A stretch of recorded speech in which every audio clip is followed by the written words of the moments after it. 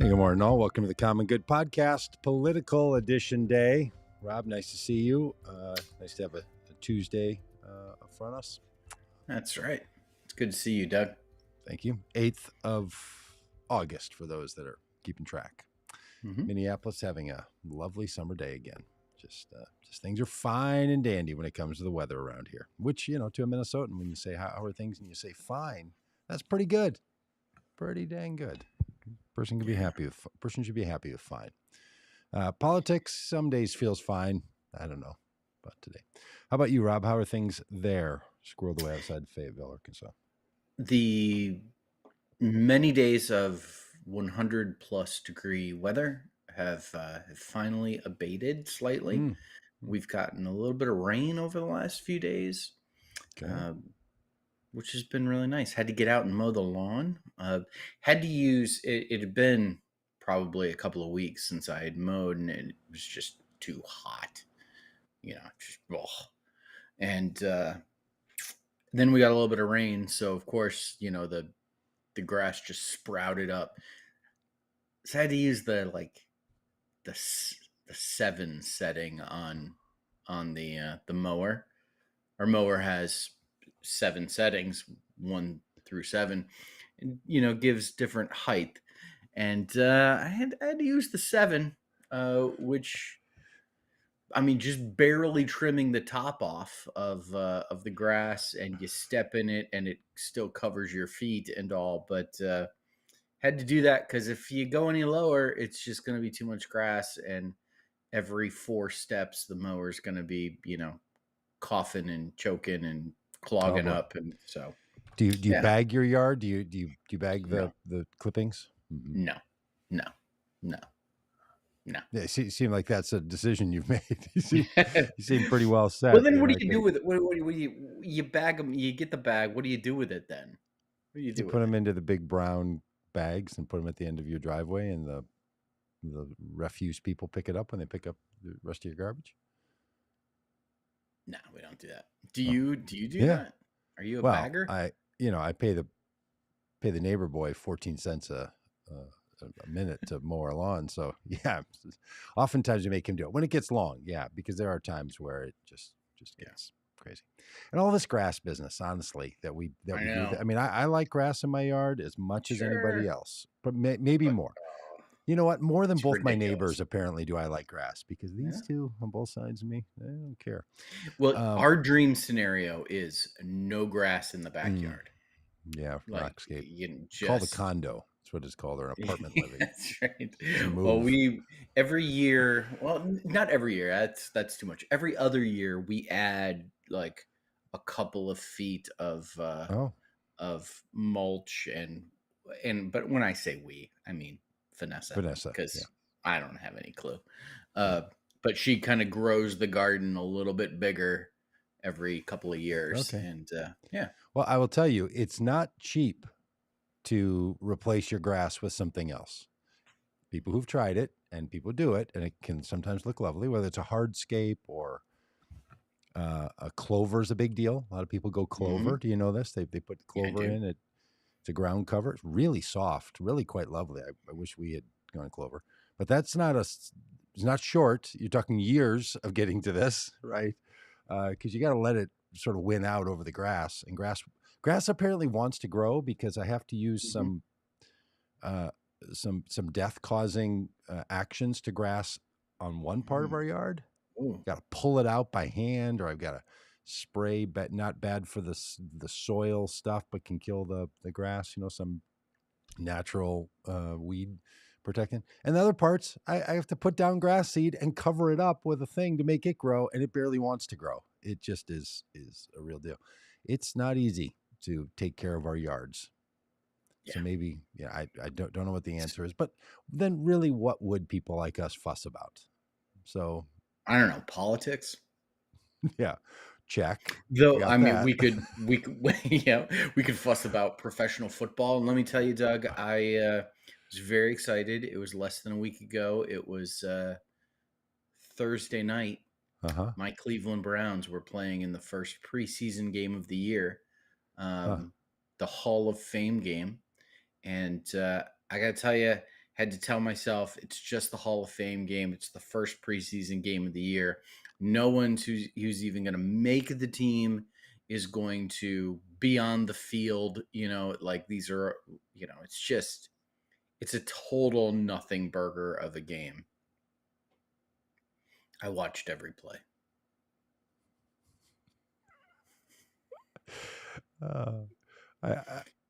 It's a problem. And the Cleveland Browns won, Hardly and know I what have to say. I have I have two mugs, which you'll get to see these during the course of the season, depending on when the Browns play, if they play on Monday nights. So I have two mugs that are reserved purely for football season. One says Victory Monday, and that is a mug that only gets used the day after victories. And it Okay. could be a victory Tuesday or a victory Friday, depending on when they play during the season. And then I have another mug that says, "We almost always almost win," We almost and always almost win. Great one. and so that's for not Victory Mondays. Yeah. So I really had the struggle of on Friday, do I pull out my Victory Monday mug and use it because the Browns won the Hall of Fame game? But I decided I did. Nah, it's going to be just a regular season thing. So yeah. So I mean, if we didn't have our yards to complain about, we would have Yeah. sports.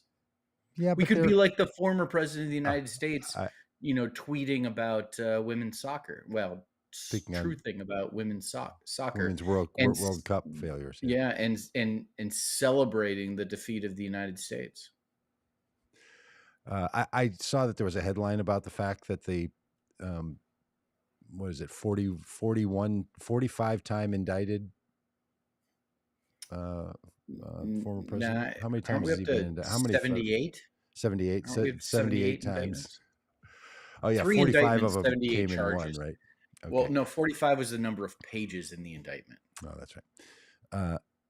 The 78 time indicted former president did write something on his website about this, about the team. Was he saying something like the Well, women's World Cup people won when I was president? Did he go that low? Was it that no, no, kind of thing? no, Like, no. It was the U.S. women's national team lost on mm-hmm, um, penalty kicks, I believe. mm-hmm. I don't Yeah, know. yeah. I'm That's. speculating here. I'm I think just making that's. all this up. I think that's true. The I did see that women's story. soccer team lost on penalty kicks, and one of the penalty kicks was by an outspoken anti-Trump member of the team, Hmm. Megan Racknone. I don't know how to pronounce her last name. And she missed that, and so he tweeted he truthed kind of sarcastically something like, Oh, he's great rooting shot. against her or something. Great shot, Megan.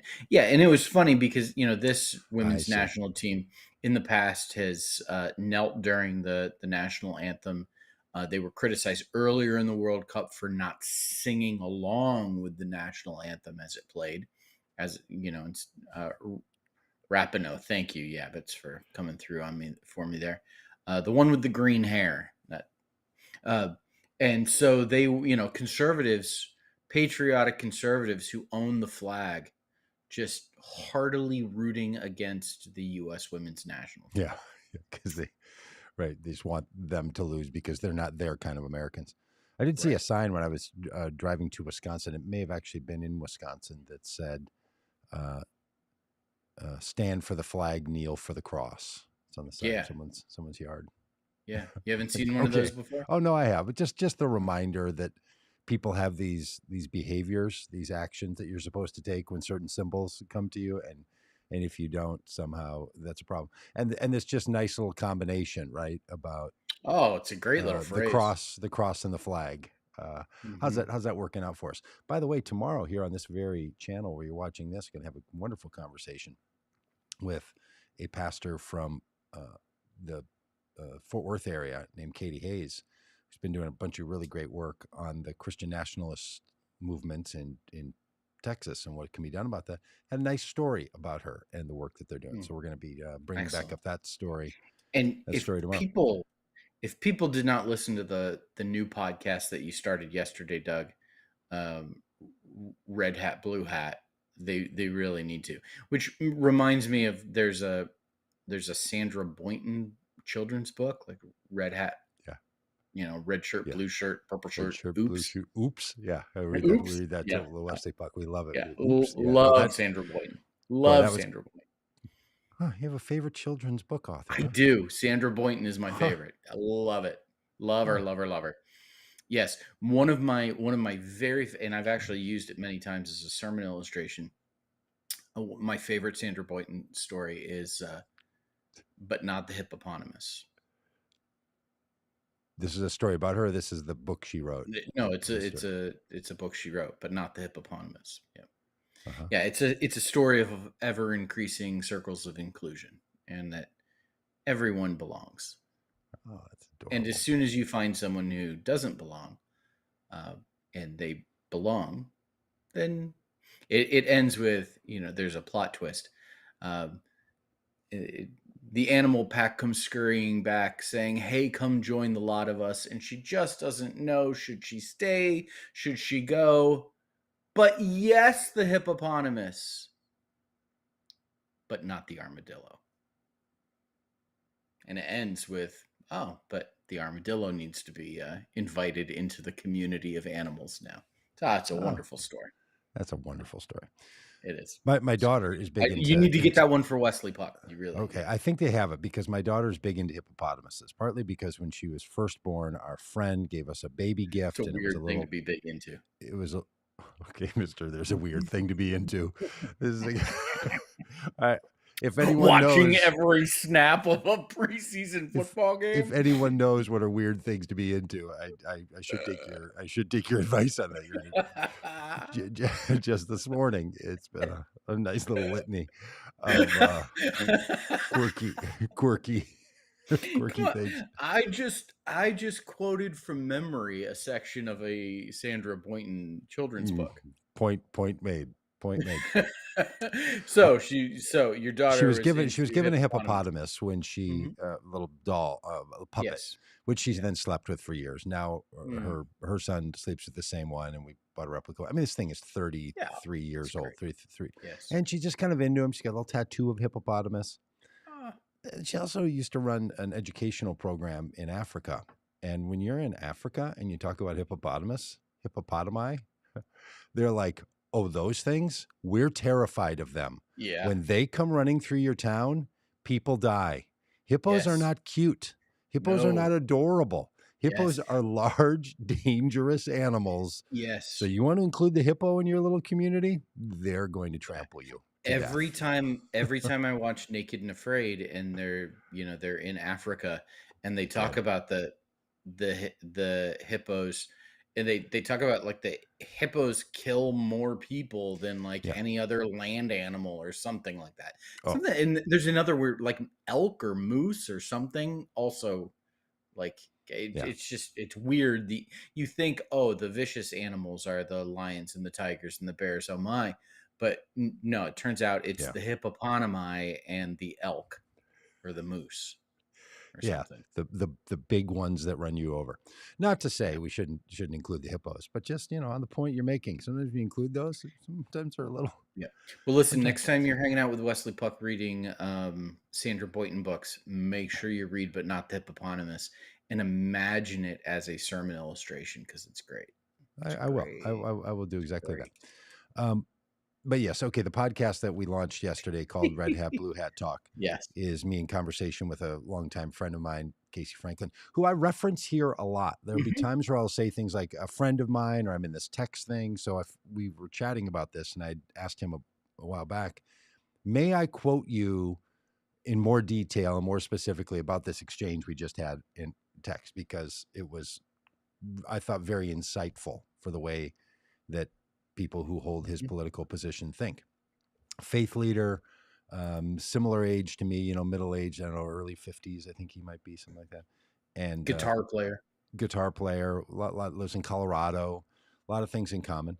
Um, and then his perspectives, I think, really wrap this up. So anyway, he said, sure. And he said, you should actually have me on your podcast sometime. And I said, well, actually, I've been thinking about it. What if we do a regular segment where we talk to each other? So this first week, I was the person in charge of the Inquisition. And in future weeks, he will be, and we will sort of move back and forth. Whether we do it every week, I don't know. But most Mondays, I think we're going to do it. So keep up. The first one launched yesterday. We thought we could do it in a half an hour, but as no. Chatty Charlie's, there was not a chance that No. was that was going to happen. Thank you, Yabbits. Yabbits was part of it yesterday, and he says yes, it was really a great discussion. Appreciate that. Yep. Hey, but we started a little late today, and I'll just say part of the reason was I had to take a morning nap.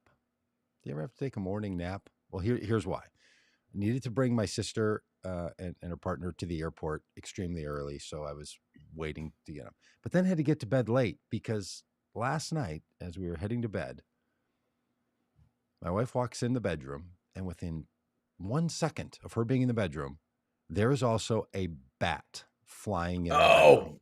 No, I'm out. Gigantic bat. No. I don't know it's where the one it came thing in from. the world I'm scared of. No. I'm already in bed. She walks in, and now there's a flying bat, which was, probably better than had the bat just flown in on her own. And I thought, I had a suspicion all along that she was about to turn into a... and she has Robb Ryerse like responses to bats, which I was not aware of. She drops to the floor, covers her head, goes into fetal position, and just says, "Tell me what to do." Like, which way should I move? Where's the bat? And the bat. I always put a male pronoun on bats. I don't know why. He's flying around in circles in the bedroom. Now, here's the thing, Rob. That's not only the third bat experience I've had in 5 days. What? It's the second bat experience I had yesterday. What? Yesterday. What? So before the nighttime bat visitation in our bedroom, I was doing a little guitar play along circle at this church that I've been attending. We did a little thing on Monday nights, meeting on the Commons area. We're packing up to go. We need to all talk. Of a sudden, just parenthetically, we need to talk churches we now attend sometime. Okay. All right. We'll do that right now. Maybe on air, maybe off air. I'm not sure. Okay. All right. Well, I'm attending this church, Grace Trinity Church in Minneapolis. Come join us sometime if you want to have this kind of an experience. But wonderful building, old building with a new big add-on in this Commons area where we were meeting. And there's a bat flying around in there. And I just, started packing up, and a few people got real nervous, and they were like, "Oh my gosh, what do we do?" But I said, "Look, I've been a pastor for a long time. I used to have to worry about the bats. I don't have to worry about the bats. I'm just going to text Zach. Not my problem. Text to Zach and say, building is locked. Oh, and there was a bat. So you're going to see the bat tomorrow." Part of the reason I was calm was Thursday night in my house, there was a bat. And I had to catch that one with a sheet, and like I did. So anyway, by the time this one struck us last night, the bat situation, and the poor little guy. Okay, I'm gonna go to large Doug here on the screen, because you're gonna have zero empathy for this bat, because I can tell already, because you don't care for them. But I don't like them at all. I'm very. I don't like bats. I don't dislike them, other than they do fly right at your face, which is just a lot. I don't think they understand that people have faces and that they're flying at your face. And I don't think they really hit people, but I have heard they get caught in people's hair. But anyway, I really feel for them, because they clearly, like, if I don't want that bat in my bedroom, that bat really does not want to be in my bedroom. Like, that bat has wound up in a place that bat does not want to be. So I'm like, just calm the energy, I now know that you get out a sheet, and you either try to throw a big blanket, over it, or let it land somewhere and then throw the sheet on it and be real gentle, and then take it outside. And when I took it outside both times, last Thursday and yesterday, because apparently there's a hole in our house somewhere, or there's a bat infestation, you open up the sheet, and then the bat, flies away. And last night when I opened up the sheet outside, the bat was laying pancake flat on the ground. Just, I mean, if you could imbue human emotion into a bat. The poor little guy was just scared out of his little bat mind, and then flew away. And then I had the sheet, and I thought, well, there's no way we're putting this sheet back on our bed, because I literally ripped the sheet off of our bed to solve this problem. And then the phrase, batshit crazy came in my mind, and I thought, is that like a phrase that people get deranged if they consume bat excrement? And then had me thinking, now this person, because she read the headline, Deanna says, "Hey, I'm sorry to hear about your bats. That sucks. I've been there. Do you think other Democrats should run for office?" Because the title of the video as it went live on YouTube and Facebook was, the Democrats won. And she's like, "Hey, I tuned in 21 minutes ago, and you jokers." And Oliver, you talked about hippopotami and bats. Doug, that is terrifying. How are the bats getting into your house? I think they're coming in through our chimney. We've had this problem before. The roofer when we had a roof redone, was supposed to have fixed our chimney. I don't think it's fixed. I need to go up there and make sure that the cap is on the chimney. So me or someone like me needs to climb up on my roof, because now we've had 2 bad experiences. Do you think your neighborhood lawnmower you could pay him an extra $14 to get up there and do that? Yeah, but I just kind of feel like at this point I need to see what's up. Maybe you could take my camera up or something. We could do a FaceTime from up there. But I just kind of want to look at the situation, because not a lot of ways back and get it. All right. So we are 21 minutes into this. Sorry, everybody. All right. So the question of the day. So, Doug, do you think other Democrats should run for president? Oh, boy. Hang on a second. All right. So let's set this up. Hold your horse, because now Deanna is saying our bats came in through our dryer vent in our apartment, we think. Okay, Deanna, now you got me really worried. Now I'm going to try to stay focused here, but now I got to think through the dryer vent, and then when you open the dryer, the bat flies out? I don't know. Okay. Is the bat stuck in the dryer until you open it, and then it? Or is there a hole in the vent somewhere? The things I could be worrying about right now. Okay, here's what I'm not worried about: is if other Democrats run. Do I wish there was a world in which being in public office did not give you the coronation ability to not be challenged? 100%. I wish every election had built into it the notion and the idea that people get to challenge you for your for your job. Your seat. It's not your seat. It's the people's seat. As a college basketball player, the college basketball coach, George Polkey, who sometimes watches this, if you can imagine, I hope you're here, Coach, would always say, "Hey, start of the season, Pagitt was the starter last year, but anybody can take a run at it. Like, you earn it every year. You just re-earn the thing." And if we're going to have elections, which we will, now, not every job should you have to re-up, right? I mean, I don't think you should show up at work every day and someone's like, "Hey, we might give your job to somebody else." That seems a little much. But, look, I wish, because we're going to have elections, that the elections would actually have all the features of them. That's not our situation. And the narrative around, if an incumbent has a challenger, then that says something. So I think Dean Phillips, who is my congressman now, I was redistricted into his district. Yes. My congressperson used to be Ilhan Omar. And as people are fond of saying in politics, "I didn't move, the party changed on me." That whole thing. Literally, I didn't move. What a shift. The party just, the district just really did get redrawn. So wow, now what I have a different shift, though. Now I have a different representative. You go from a squad member, one of the most progressive members of Congress, to someone who really positions himself as a centrist who is looking for ways to connect and find common ground. So really, I mean, a styles clash. I like both Ilhan Omar and Dean Phillips personally, like both of them a lot, but just a completely different style of being a congressperson. Yeah, totally. Which which is the curious thing. I mean, I think you're bringing up. So let's talk about that for a minute before we get to this Yeah. larger question. And that is, there is a degree to which, as voters, we get to pick our representatives, but also you don't. Like, I don't Right. even get to pick who runs what district I'm in. Like, I'm just living here in the same house I've been living in for 29 years or something, and now I've had three different. I've been three different congressional districts over these times because things are changing. And now, as you say, I go from being someone who is represented by a person um, on the more progressively left side of the Yeah. political Yes. system, let alone party, to a moderate person who's in the Hmm. same party as a Democrat. Yep. So if people aren't familiar with Dean Phillips, you don't need to be. Dean Phillips is a Democrat. Anybody who's a part of the problem solvers solution caucus, or the solutions caucus. Problem solvers caucus. Terrific congressperson. I like him a lot. Like you Oh, say, I also like love Illinois. Dean.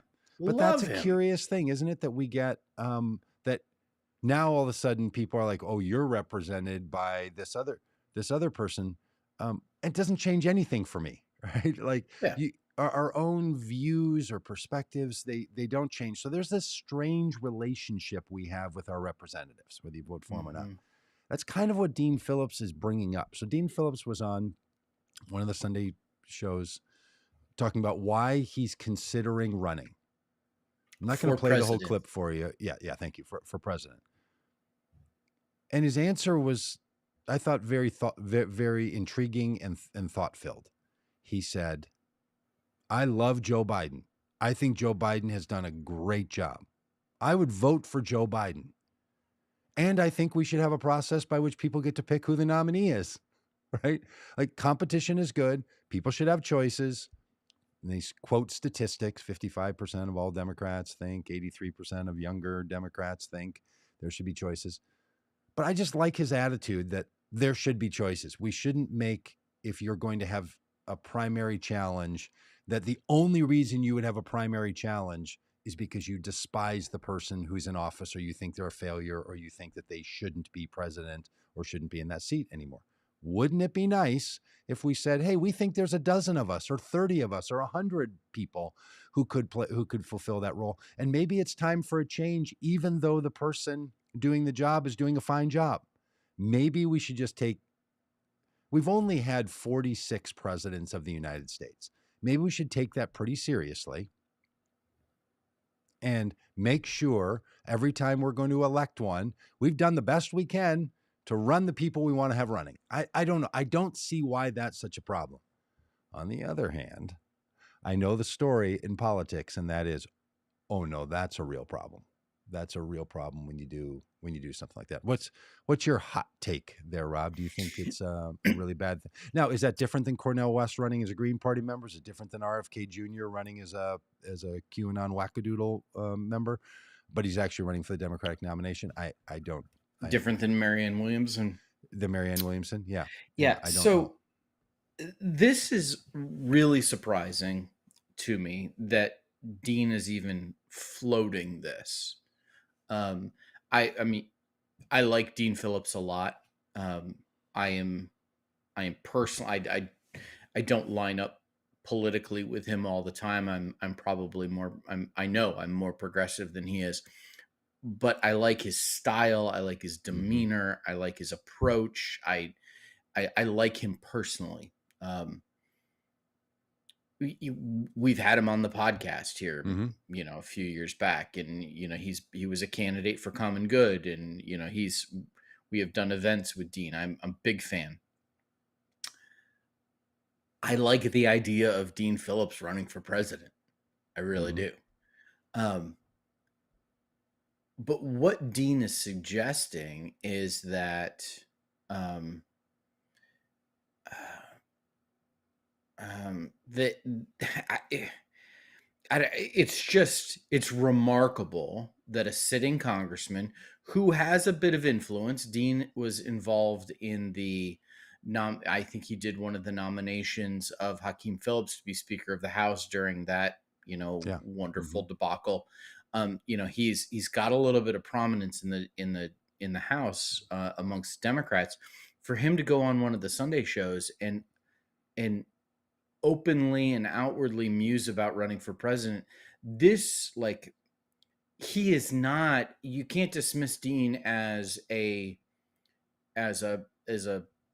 political, or as a uh you know, a purist when it comes to political philosophy. He's not like Marianne Williamson, who's saying, Joe Biden isn't progressive enough. He hasn't kept his promises, and trying to appeal to those who hold strongly in charting out a more, like when Ronald Reagan ran against Gerald Ford in 1976, trying to, carve out a very conservative, or when Pat Buchanan ran against George H.W. Bush, trying to carve out an ideological lane. Dean's not Cornel doing West that. is doing that basically, right? Cornel West is saying, I'm going to run because he's not representing the issues that I think need to be represented. Yeah. Dean's not, and Cornel West is going to do it as a Green Party candidate, and it's what Marianne Williamson's doing within the Democratic primary. Yeah. What Dean Phillips is he's a younger version of Joe Biden. He's a younger version of Joe Biden. Right. And Dean openly musing about this, what it does is it highlights the real weakness that exists with President Biden, and that's his age, and that's that sense of like, it is he gonna make, if we elect him again, is he gonna make it? Is he? Well, I guess it supposes that, I mean, and he was asked that question. Basically, the person doing the interview from the video that you sent asked him, hey, well, don't you think then that the heir apparent to Joe Biden should just be Kamala Harris? But basically saying, oh, you're only going to run because you think Joe Biden's going to die. And I'm not sure that was Dean Phillips' argument that he was making. He was making the argument, not there's something wrong with Joe Biden. He was making the argument, people want more choices. There's nothing wrong with having 2 or 3 things you like and being able to choose between them. Yeah. I totally agree. And I am a fan of primaries and believe that democracy is better when we have primaries. Yeah, right. I'm trying to look at this from the sense of optics for President Biden, optics for the Democrats. Listen, if Dean Phillips runs for president, but again, Dean Phillips is not. Yeah, but I think we need to separate out the difference between someone running for president like Cornel West, who's going to run for president against Joe Biden. Yes. Dean Phillips is running for the nomination inside the party. That is a fundamentally different thing. When you're talking about, I think I should be the nominee to represent this party against the Republicans, or against, would it be Donald Trump, rather than this other person, or maybe you want me instead of that person. That's really different than I'm running againstE Biden. Yes. For president. I don't, I feel like it's different. Maybe people don't. I feel like when I get that, but when you've got a sitting president, yeah, I hear you. Who is announced that he's running again, and it's a what's the phrase? It's a distinction without a difference. I don't know. Well, I guess politically. Now, one of the interesting things that Dean says in the course of this interview on the Sunday show is he says that he's interested in finding someone who's well positioned, and I can't remember the other phrase he uses. Basically, someone who's like got the right characters, got the right experience, but then also someone who is like could be competitive. And what he says, interestingly, is he says, I'm not sure I'm well positioned. Yeah, and he puts a sharper point on than that. He says basically well qualified and well positioned to run, something like that. Well qualified, yes. And then he says, and I think I'm very well qualified to be president. And the interviewer interrupts him and goes, "Really?" great shot, right? But Dean just sits there and then says, "But I don't think I'm well positioned." In other words, I'm a congressperson. This doesn't happen much. I don't have a nobody knows. But then he said this. He said zero name recognition. But then he said there are people who are, and I'm not here to announce that I'm running. I'm here to say we need to listen to the American people who want another choice. the one thing we should do, his argument, I'm making his argument for him. I'm not sure I'm making my argument for me. I'm making his argument for him as best to understand it, which is the American people, by a pretty significant margin, do want there to be choices. Mm-hmm. And they don't feel they currently have those choices. So if we don't give them those choices, well, then that's going to just seem like we're tone deaf. So I guess my feeling is different than like, I think this president is doing a thing they shouldn't be doing or not fulfilling their promises. And I'm here to speak for those who felt left out and left behind and let down.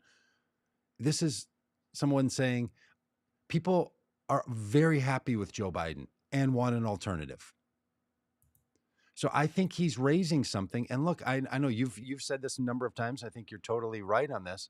Then when there's a serious primary challenge, it doesn't bode well. It doesn't bode well for the incumbent. No. Now, there are very few incumbents that lose. Donald Trump's, the most recent because he's just a born loser. But Donald Trump, George H.W. Bush, yes, Jimmy Carter, Gerald Ford, like they all Gerald Ford in there. Yeah. I mean, Gerald Ford had other problems his way, but yeah, there are 3 over 45 years. So again, it's a small pool and they all had something in common. I'm with you. I hear you, but politics have changed and we really do live in a world where personal expression and choice and everything, it's just increasingly more important to people. I guess I wish that we could have more competition and I wish sitting presidents would invite it in the primaries. Because they were all happy to have it during, when it was an open seat, in 2020. Like, hey, the more the merrier. Joe Biden was very much that way. I wish he had said, hey, if other people think they should have this, let's have the conversation inside the Democratic Party and let's have it be very positive and let's talk about. Frankly, okay, I'm a political liability apparently because I get so much stuff wrong about politics. I think it would be very healthy if what Democrats were doing right now for the next 6 or 8 months is talking about internally, are we happy with what Joe Biden's administration has produced? Right? Let him win the argument. I mean, my gosh, if this is my point on a lot of these things, if as a sitting president, you can't win the argument that you're the right person for the next job from the perch of having the job, well, then you're starting with a huge advantage. He should be able to put every single thing he has pulled off right out in front of all the other Democrats. Because if he can't convince Democrats that he's the best Democrat, how's he going to convince the American people that he's the best person? So I don't see why it's a problem. And I think we need to, I'm not saying we're in this position, and I'm not suggesting Dean put up a primary challenge or anything else, because as you say, the optics and the politics of it, I just wish that was the case. I really do dream of a day, when our grandchildren will be able to primary other people's grandchildren and everybody will pat each other on the back and say, well done, nice run. So I think Dean Phillips is saying something important here, that the American people care and want to have more choices. And frankly, wish there was somebody other than Trump and Biden that are going to be the tops of the ticket. Yeah. I feel that way. You feel that way. So him saying it, I don't know that it's the problem. But people in the chat, I'll follow the chat and see what they think. Deanna, we finally got to that particular topic. Tell us what you think. Listen, if Dean Phillips decided to run for president in 2024, I would have a hard time not voting for him in the Democratic primary. Yeah. So, or at least giving him a hearing. I'd love to hear him out. I mean, he's my congressman. I voted for him, the last time around. Literally, I pay attention to politics, and I walked in the voting booth, and I didn't know why Dean Phillips was on my ballot. Omar, you're like, I didn't know we had been redistricted. Wow, I'm telling you, man, the lack of communication of this stuff. I mean, there were no yard signs. There was nothing up, or there was no indication. Now, I was gone a lot in the fall, but I didn't know. And this But we is pay in attention to this stuff. yes, I was going to say, I mean, I know the names of my state legislators, and I didn't know that this was happening. So there is just so much that goes on. All of that to say, the number of people who actually care about who their choice is also pretty slim. I know the polls say 83% of people under 30 who are Democrats think there should be another one, and 55, all those numbers. Also, the number of people that are like, yeah, who doing what? Oh, is there an election already? Like that. There's a lot to be done. I just think a primary could Yeah. help because right now what's happening is Mm. Joe Biden spends most of his time being president. Because also, I just think we shouldn't have presidents shouldn't be running for reelection anyway. Oh my In my goodness. And dreamscape world, you know, in my non whatever the opposite of a fever dream is, my dreamscape is presidents are elected, presidents serve a single term, whether it's 4 years or maybe a little bit longer. They are not party affiliated after they're elected. They're not the head of the party. All the rest of the politics happens around them, and they serve all the American people in the role as the president, not somebody who's the head of one political party that Mhm. only is identified with half of or less than half of the population of this country. So that's what I think it should happen anyway. So but all of that isn't what's happening. So should Dean Phillips run? I guess now my thinking is no. We don't have an apparatus to make the primary a positive. So just let the guy go. Let him go be the nominee. Yeah, and Gets a as reelection. yeah, I mean, I still am on the record thinking um, that Gavin Newsom is going to be the Democratic Yeah. nominee for president, and Glenn Youngkin is going to be the Republican nominee for president in 2024. And I Dean says, I'm well qualified, but I'm not well positioned. That's code for people don't have any Yeah. idea who I am. It's really hard to be president, run for president. Yeah. One way to get people to know who you are, go on a Sunday show and say, "Hey, I'm thinking about challenging the." Yeah. He didn't say this, but I'm thinking about running for president. All of a sudden, Dean was in the news. Yeah, that's right. That's right. And is it serving him well? We'll find out. Is it going to Yeah. build credibility within the party? I don't know. Or Again, does it backfire? yeah. Because as we can see in the chat, that like there's a lot of folks that feel like a primary challenge, a serious primary challenge, will simply split the vote, and it will help to reelect Donald Trump. Um, and that's a common feeling. It might backfire on someone like Dean Yeah, but look, if he's seen as a spoiler. I hope I I hope if people hold that view, they're recognizing that when someone runs for the nomination, they're not going to be on the ballot in November in the general Right. election. That's Yep. different than somebody who's running in one of the other parties. There are many political parties that put up presidential candidates. We live in a multi-party system. I know people love to say we need to have a multi-party system. We do.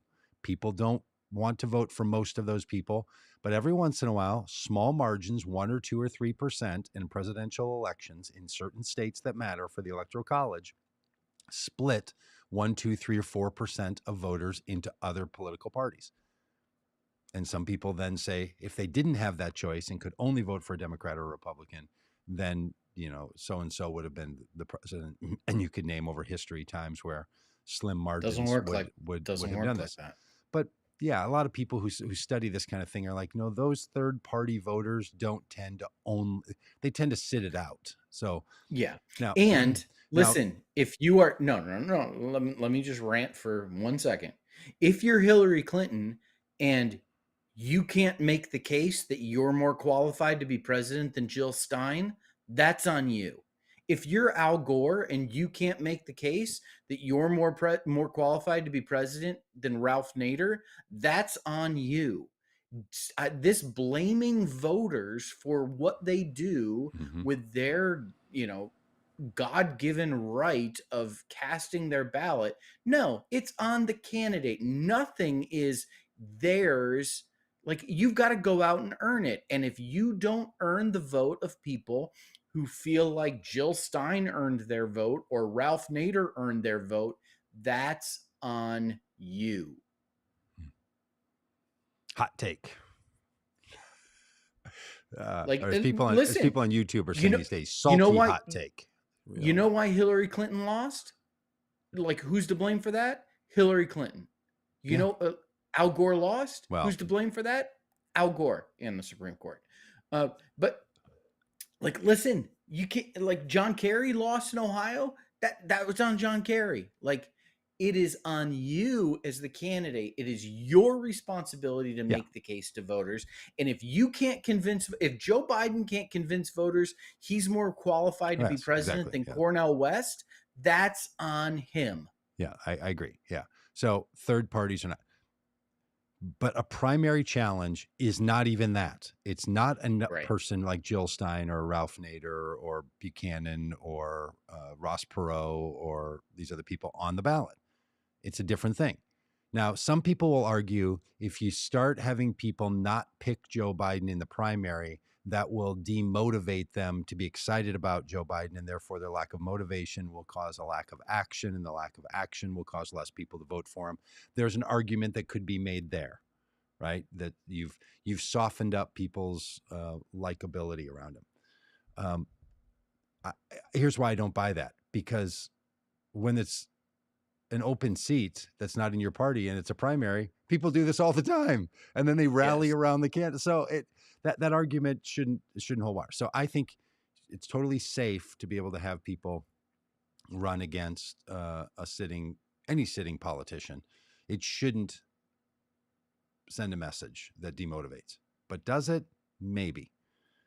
But look, here's another point. If in this country Joe Biden or fill in the blank Democrat can't beat Donald Trump, who was a terrible president, lost re-election as a sitting president, which happens very rarely in this country, and since then, his evil doings have been shown over and over, and 78 times now has been indicted for crimes, and more are coming, and he continues to behave in ways that should be turning people off. If after all that, the American people, distributed by the Electoral College on Election Day in 2024, pick Donald Trump, then we have a root problem in this country that shouldn't only be blamed on, did we get precisely the right alternative option? Part of the reason Vote Common Good exists is that we want to help those faith voters who are inclined to vote for someone or even Donald Trump himself to not do such a thing, because he is the problem. Now, this is a unique situation, was in 2016, was in 2020, and is going to be unique in 2024 if somehow he does end up being on the ballot in these states come Election Day. If you can't beat that guy, come on. And if we don't have a country that helps people between now and Election Day 2024 move away from saying yes to Donald Trump, then come on. So I guess my argument on all this is, let's all get busy and make sure that people know better than to vote for Donald Trump. Now, if you're like, well, what if it does become Ron DeSantis? What if it does become Glenn Youngkin? And people are like, who's Glenn Youngkin? That seems like a fun name. No, he's not a shortstop for the 1942 New York Mets. He's the current governor of Virginia. Some people are afraid, well, then we're going to get that person, and then we're going to get something even worse. Now, look, there are not people even worse than Donald Trump. There are people that are also bad and a problem, but that guy, Donald J. Trump, is a unique threat to the well-being of the presidency and the well-being of this country and the impact that it can have around the world. It is that no one carries the cult-like capabilities of this guy. So I know there's like, well, what if somebody is diabolical and is smart, but smarter than Donald Trump? That doesn't exist. People are not equally Look, Ron DeSantis, great example. I think Ron DeSantis is actually competent. No, he's not competent. He's going Oh to get my goodness. indicted apparently for his own bad doings. And he's a terrible politician and people don't like him. And yes, he won in Florida, but you can win all kinds of things and not be good at being a politician. There are a lot Yeah. of things happening in Florida that allowed Ron DeSantis, who has just shown himself.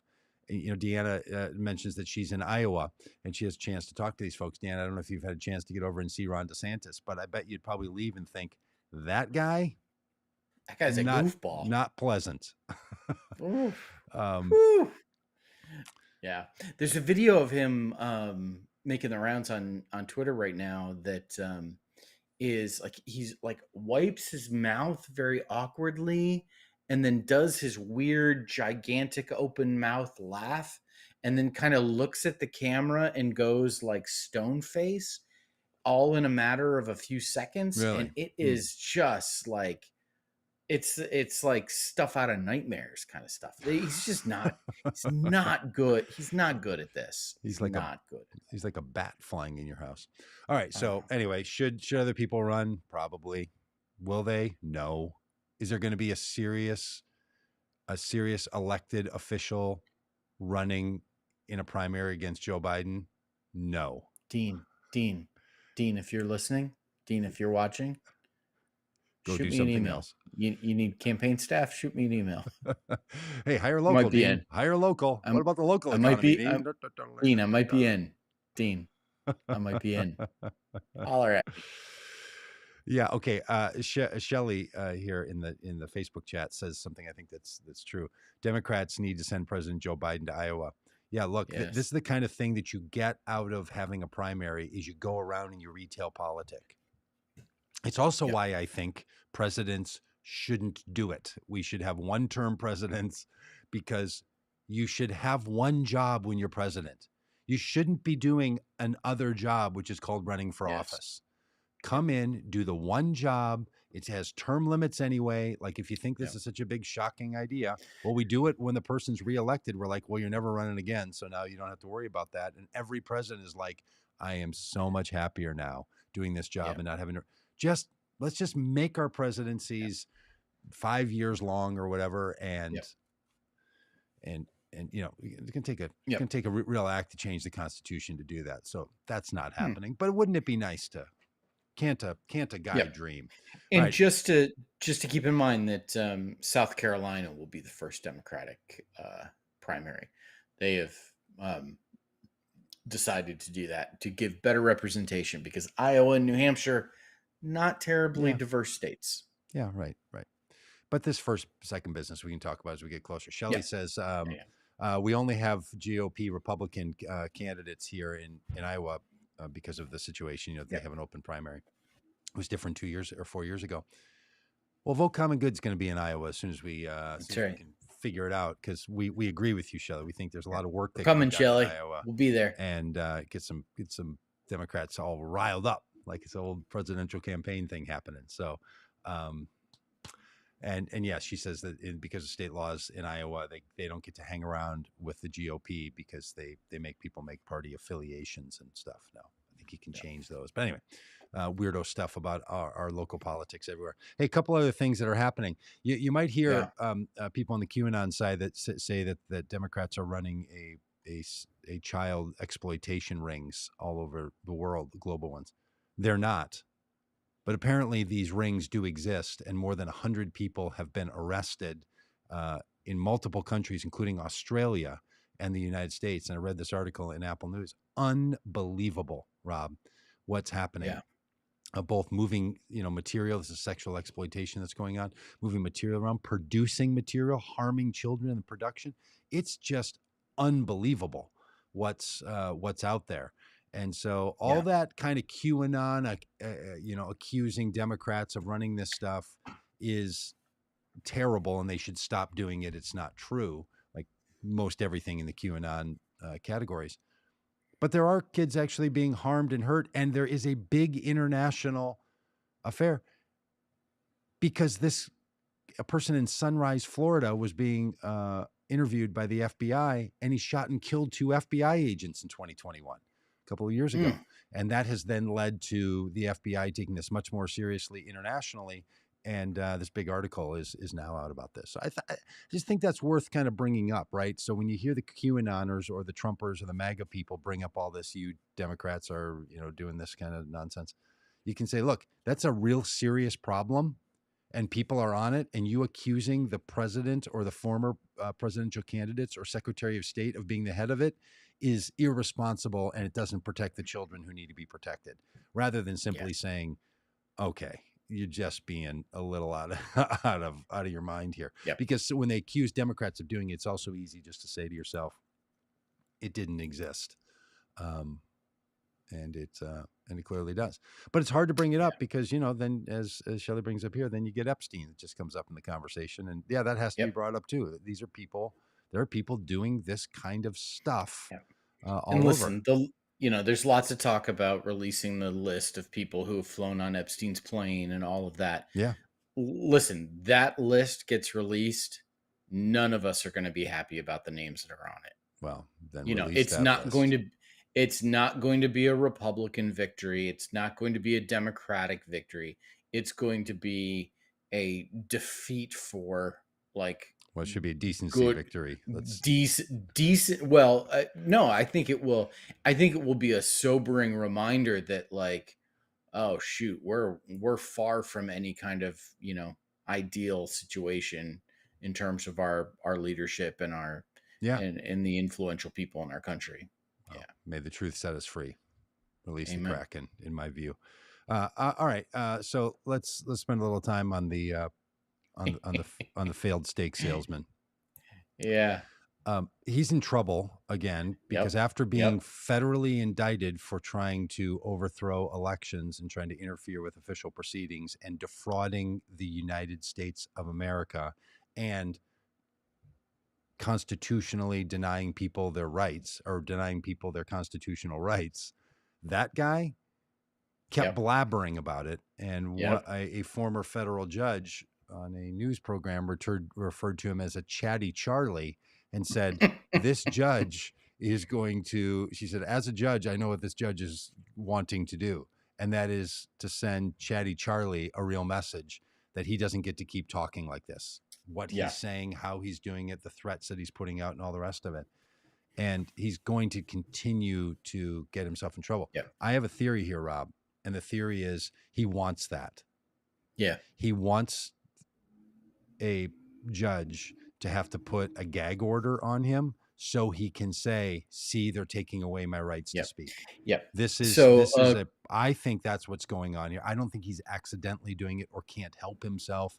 I think he's like, look, I'm already facing 78 felony charges. Like if I'm found guilty on this stuff, it doesn't, you putting some other, unless they do detain him and put him into some, house arrest or something for this. But he's like, look, if I can get people rather to believe that all this is about free speech, then I'm better off. Yeah. So this is what he truthed a few hours ago, apparently. He said this: let's see. My political opponent, Crooked Joe Biden, tells Merrick Garland and the DOJ to indict and arrest me on bogus charges and accusations, trying desperately to steal the election. But that wasn't enough. He now wants thug prosecutor deranged Jack Smith to file for a court order taking away my First Amendment rights, speech. So based on yet another radical left hoax, I'll be the only politician in American history not allowed to speak. There it is. The never-ending witch hunt continues, MAGA. Yep. So I think this is the strategy. Yep. Get yourself gagged by a federal judge so you can turn on the judiciary once again. Yep. And there are lots of people who are going to go along with it. We'll bring it up in the Red Hat, Blue Hat talk with Casey and try to get his input. It's just one guy. He doesn't speak for all MAGA people, of course, but just as one person. And people just are totally in for it. They really do. They really do believe that the media and all the democratic institutions are more for the Democrats. And my argument is, why is it that people who are in journalism, why is it that people who choose to go to law school, why is it that people who choose to work for the government, why are they opposed to Republicans? Like, okay, first of all, why don't Republicans do that stuff? Yeah. And why do all those things that serve us so well as our democratic institutions, why do those people think Democrats or Republicans are a problem? Why are they? Yeah. It's so That curious. ought to indicate something to you. That ought Yeah. to be a little clue. Yeah. Bring up a little something. So, Yep. look, August politics are supposed to be quiet. Normally, Mm. people go on vacation. Congress literally goes on a long August recess. The Mm-hmm. people who cover politics get their vacation time finally. It's the sleepy August days where there's not a lot to talk about except mowing your yard and catching your bats and figuring out your yardscape.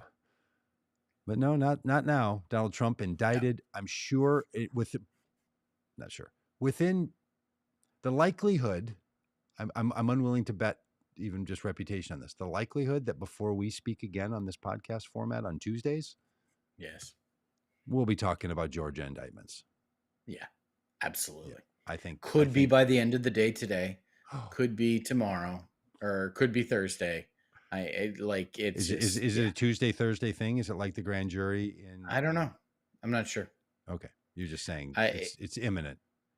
It feels imminent, yes. And the pictures, if the pictures are to be believed, the courthouse kind of cordoned off.